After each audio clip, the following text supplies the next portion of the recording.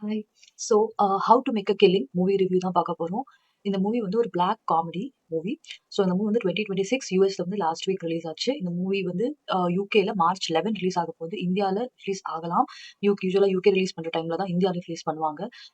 இந்த மூவியோட ரிவ்யூக்குள்ள போலாமா?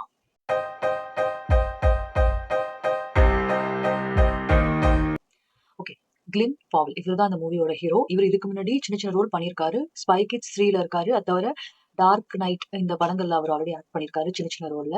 இதுதான் அவர் ஃபுல் ஃபிளெஜ்டா ஒரு ஹீரோவா நடிக்கிற படம். இந்த படத்தோட ஸ்டார்ட்டிங் பாத்தீங்கன்னா, ஒரு பணக்கார ஃபேமிலில ஒரு அம்மா இருக்காங்க. அந்த அம்மா வந்து பாத்தீங்கன்னா, ஒருத்தர் வந்து லவ் பண்றாங்க. லவ் பண்ணி பிரெக்னன்ட் ஆயிடுறாங்க. அதனால அவங்க ஃபேமிலில வந்து இவங்கள வந்து வெளிய போ சொல்லிடுறாங்க. இவங்க வெளிய போயிட்டு அவங்களுக்கு ஒரு பையன் பொறக்குறான். அவர் தான் நம்ம ஹீரோ. அவங்க வந்து ஏழ்மையில தான் வச்சிருக்காங்க. அவங்க பணக்காரங்களா இருந்தாலும் இந்த மாரி ஆனதுனால அவங்க வீட்ல வந்து அவங்கள வெளிய அனுப்பிச்சுடுறாங்க. இவங்க வந்து ஏழையாவே இருந்தாலும் அந்த பையன வந்து ஒரு பணக்காரன் மாரியே வளர்ப்பாங்க. அவன் ட்ரெஸ்ஸிங்லேருந்து அவன் விளையாடுற கேம்ஸ் எல்லாம் கஷ்டப்பட்டு அவங்க அத பே பண்ணி அவங்க அதே ஸ்டாண்டர்ட்ல வளர்ப்பாங்க அவன. ஸோ ஓகேங்களா? இதுதான் வந்து இது. இதுல வந்து அந்த அம்மா சாகும்போது அவங்க வந்து சொல்லிருவாங்க, இந்த மாரி "நீ வந்து உன்னோட டிசர்விங்கான இடத்துக்கு நீ போகணும்." அப்படின்னு சொல்லி அவங்க இந்த ஹிஸ்டரி எல்லாம் சொல்லிருவாங்க. ஓகேங்களா? படத்தோட ஸ்டார்ட்டிங்கே பார்த்தீங்கன்னா, இவர் வந்து ஜெயில்ல இருப்பாரு ஹீரோ. 4 எக்ஸிகியூஷனுக்கு 4 மணி நேரம் வந்து ஒரு ப்ரீஸ்ட் வந்து இவர் கூட பேசுவாங்க. பேசும்போது இவர் வந்து இந்த கதைய ஃபுல்லா நரேட் பண்ணுவாரு. பிளாக் காமெடின்னா என்னன்னா, ஒரு ஹாரர் அல்ல ஒரு வருத்தமான விஷயத்த அப்படி ஒரு ஜோக்கா எக்ஸ்பிரஸ் பண்றாங்க அப்படின்றது தான் பிளாக் காமெடினா.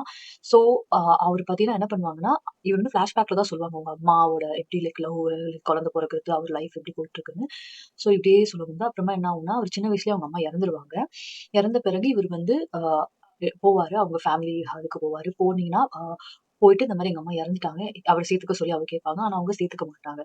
இவரு வந்து போயிருவாரு. இவர் வந்து இங்க ஃபாஸ்டர் கேர்ன்னு சொல்லுவாங்க. ஃபாஸ்டர் கேர்ல வளர்ந்து வர பையன் தான் அவரு.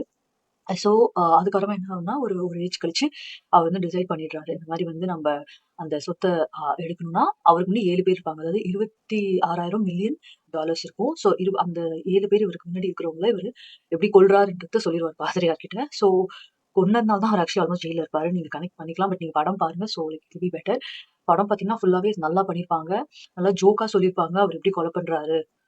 ஒரு கொலை மட்டும் அது தானாவே நடந்துரும். மிச்சம் எல்லாமே பார்த்தீங்கன்னா, இவரு எப்படி பிளான் பண்ணி பண்றாரு. எவ்வளோ ஒரு ஒரு கொலை போக போக எவ்வளோ ஸ்மார்ட்டா பண்றாருன்ற கதை வந்து ரொம்ப நல்லாருக்கும். கடைசியா அவர் வந்து ஜெயில்ல இருக்காரு. கடைசியா அவர் ஜெயில்லேருந்து வராரா? வரலையா? வந்த பிறகு அந்த சொத்தெல்லாம் அவருக்கு கிடைக்குதா? இல்லையான்றது தான் கதை. கண்டிப்பா போய் பாருங்க. It's a very good movie to watch. Rating பார்த்தீங்கன்னா 3.5 ஃபார் 5. ஓகேங்களா? தேங்க் யூ ஃபார் வாட்சிங். Like, share and subscribe.